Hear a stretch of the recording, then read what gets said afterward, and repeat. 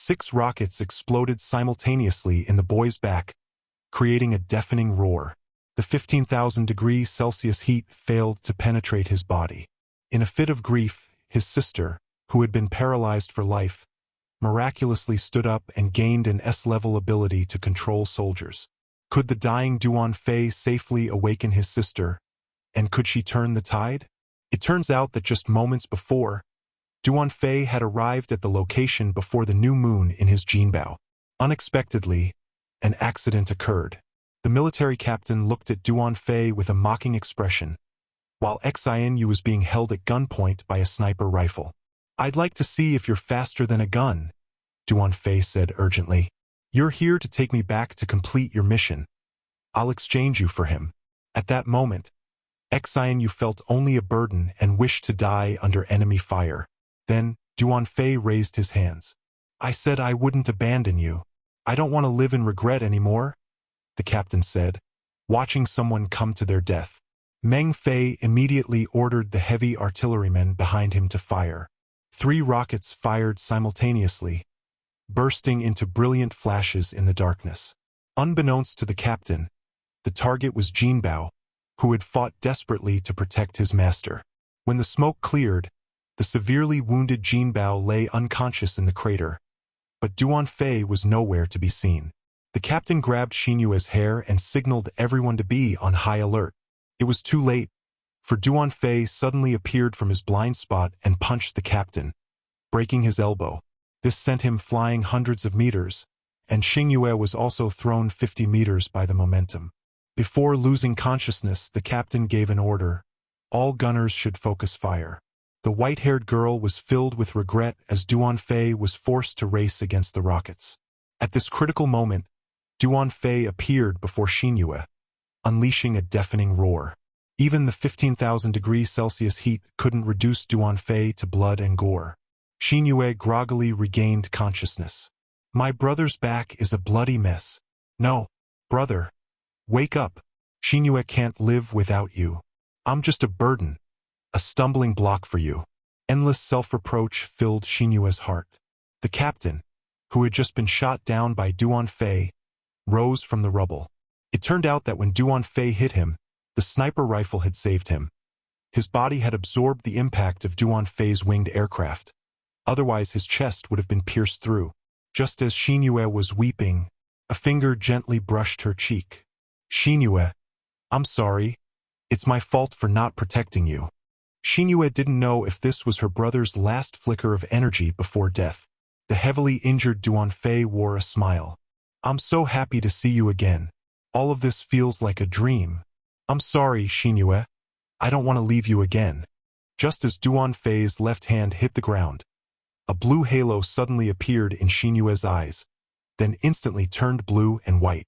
Energy exploded within him. "Brother, you can't die." At this very moment, the apocalypse ended, meaning the zombies entered a mutation frenzy.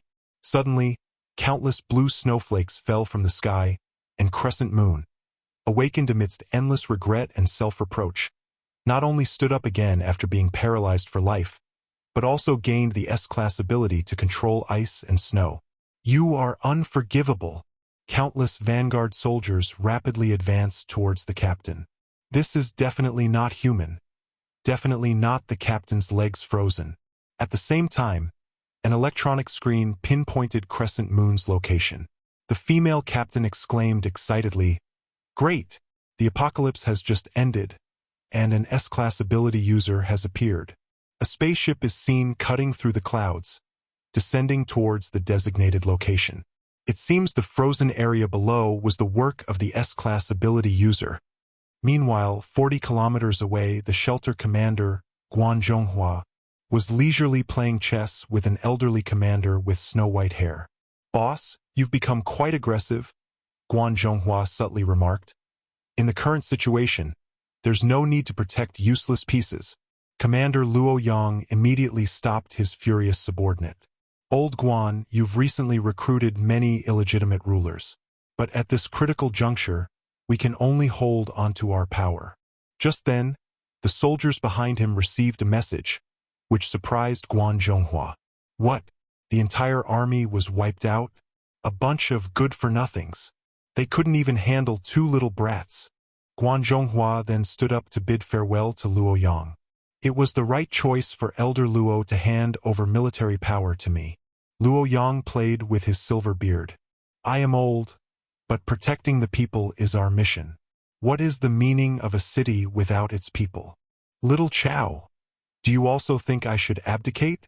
Little Chow immediately stood ramrod straight, about to swear an oath, when Elder Luo told him to quickly investigate.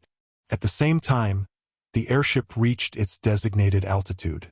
Sister Yun can prepare to land, he said. However, all the tall buildings in the city below the airship were covered in solid ice. Opening the hatch, Rabbit, this is the altitude. The system prompted that Level 1 permission had been activated, and the God-making project purification had begun. Then, the tree roots rapidly spread outwards, extending from Duanfei as the center to every corner of the city. Almost every street was covered with purifying roots, but their target was the surrounding zombies. Duanfei's body immediately began to swell. As more and more zombies were pierced, a certain substance was gradually separated and extracted by the evolution tree, expanding almost instantly to a radius of 100 miles. The zombies withered after being absorbed, and the surging energy converged into Duanfei's body through the roots, being entirely injected into him by the world tree. Just as the energy entered Duanfei's heart, his heart pounded wildly like a car engine. Had Duanfei been possessed?